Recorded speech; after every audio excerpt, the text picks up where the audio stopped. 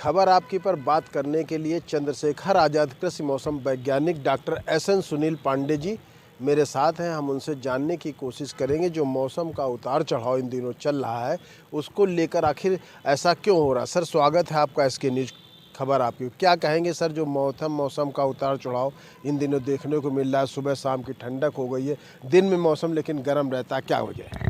देखिए, जिस तरह से जलवायु परिवर्तन के दंश को पूरी दुनिया झेल रही है और लगातार आप देखें जो भी वर्ष आगे आ रहे हैं वो अति गर्म की श्रेणी में आते हैं और वो रिकॉर्ड तोड़ते जा रहे हैं। अब की बार कनाडा, यूएसए, जितने भी बड़े देश हैं जहाँ पे माइनस में टेम्परेचर जाता है वहाँ भी गर्मी है। ये बात हो गई। दूसरी बात, हमारे उत्तर प्रदेश की जहाँ तक मामला है कानपुर का, तो अभी उत्तर पश्चिमी हवाएं आनी शुरू हुई हैं और अभी तक कई सिस्टम थे जो बंगाली खाड़ी में बने थे जिनकी वजह से उत्तर पश्चिमी हवाएं की कंटिन्यूटी नहीं बन पा रही थी। अब उनकी कंटिन्यूटी बन गई है। इसके बाद हमारे यहाँ सर्दियों में पश्चिमी विक्षोभ आते हैं जिनको वेस्टर्न डिस्टर्बेंस कहते हैं। वो जब आते हैं और वो बर्फ़बारी करते हैं पहाड़ों पर, और इसके बाद जब नीचे की चोटियों पर जो हमारा उत्तराखंड है, हिमाचल प्रदेश है, वहाँ पर ठीक ठाक बर्फ़बारी हो जाती है, तो फिर हमारे जो गंगा के मैदानी भाग हैं, बंगाल, बिहार तक तापमान गिरते हैं। लेकिन अब की बार कोई भी सशक्त WD नहीं आया। लेकिन अब आजकल में एक WD सशक्त आया है। उससे ये पता लग रहा है, यह पूर्वानुमान है कि नीचे की पहाड़ियों में भी बारिश होगी, नैनीताल तक, और कहीं कहीं भारी बर्फबारी होने की संभावना है। और अगर बर्फबारी होती है तो 20 तारीख के बाद फिर तापमान दिन के भी गिरेंगे। और इन हवाओं की वजह से थोड़ा प्रदूषण में दिल्ली, पंजाब और पश्चिमी उत्तर प्रदेश और उत्तर प्रदेश में थोड़ी सी राहत मिली है। लेकिन अभी भी प्रदूषण बहुत ज़्यादा है और वो जो 250-300 जा रहा है वो मानव स्वास्थ्य के लिए बहुत नुकसानदायक है। क्योंकि ऐसे मौसम में अगर जिनको दमा की बीमारी है या हार्ट के पेशेंट हैं या और भी कोई तरह की बीमारियां हैं, तो ये जो धूल के कण और बहुत तरीके के उनके शरीर में जाते हैं, ब्लड में जाते हैं, तो निश्चित रूप से हमारा स्वास्थ्य प्रभावित होता है और दिक्कतें आती हैं। ये संभावना अभी आगे बनी रहेगी।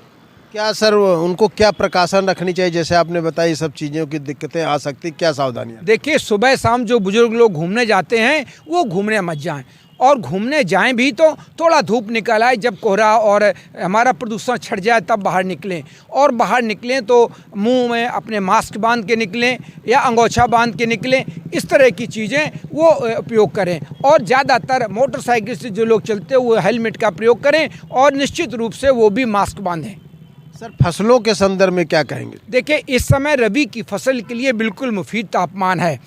क्यों? लेकिन अगर अब टेम्परेचर 34-35 रहता तो दिक्कत थी, लेकिन अब तापमान 30 के आसपास है और नीचे वाले तापमान कानपुर में 12.7 डिग्री तक पहुंच गए हैं। तो ये जो भी हमारे तापमान हैं ये रबी की फसलों के लिए, चाहे गेहूँ हो, चाहे हमारा और मटर हो, चना हो, दलहनी फसलें हैं, इन सब के लिए मुफीद तापमान है, इसमें कोई दिक्कत नहीं।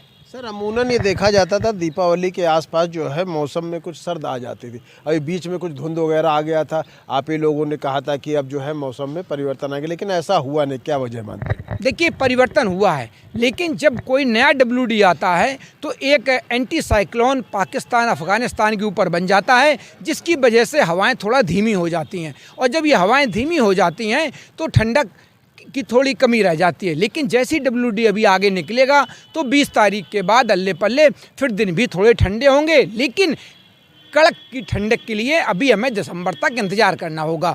कड़क ठंड दिसंबर में ही पड़ सकती है। मौसम सर होगा कैसे परिवर्तन? देखिए, मौसम परिवर्तन के लिए हमें जागरूक होना चाहिए। हमें जो भी लाखों व्हीकल हैं उनका प्रयोग ख़त्म करना पड़ेगा। एक चीज़ है जो कार्बन उत्सर्जन है उसका हमें कम करना पड़ेगा। देखिए, पूरी पृथ्वी गर्म हो रही है और जब तापमान बढ़ेंगे गर्मी के तो सारी दिक्कतें आएंगी, मौसम भी चेंज होंगे। जहाँ और जब होंगे तो एक्सट्रीम इवेंट्स होते हैं, बहुत ज़्यादा बारिश होगी, बहुत अधिक ठंड पड़ेगी, बहुत अधिक गर्मी पड़ेगी। ये स्थितियाँ अभी लगातार आगे बढ़ना है। और देखिए, ग्लेशियर हमारे सिकुड़ रहे हैं, और अगर इसी तरह ग्लेशियर सिकुड़ते रहे, चाहे उत्तर प्रदेश के पिंडारी ग्लेशियर हो और चाहे हमारे लद्दाख के ऊपर के ग्लेशियर हों, और अगर ग्लेशियर इस तरह से पिघलते रहेंगे तो निश्चित 25 से 30 साल बाद आपको गंगा, यमुना, जो हमारी जीवनदायिनी नदियाँ हैं जिनके किनारे करोड़ों की आबादी जिंदा है और पानी मिलता है, सिंचाई की सुविधाएं मिलती हैं, वहाँ पे नाला बन के रह जाएंगे, ऐसा वैज्ञानिकों का अनुमान है। ठीक सर, थैंक यू। ये थे डॉक्टर एसएन सुनील पांडे जी, जिन्होंने बताया कि अभी फ़िलहाल मौसम में कोई विशेष परिवर्तन नहीं होने वाला है। अभी कुछ बर्फबारी के अंदेशे दिखाई दे रहे हैं। 20 तारीख के बाद कुछ परिवर्तन होंगे तो उसके बाद कुछ ठंड बढ़ेगी, लेकिन जो ठीक ठाक ठंड है वो हमें दिसंबर में ही देखने को मिलेगी। सहयोगी अमित कुमार के साथ मैं संजय मौर्य, SK न्यूज़ खबर आपकी, कानपुर।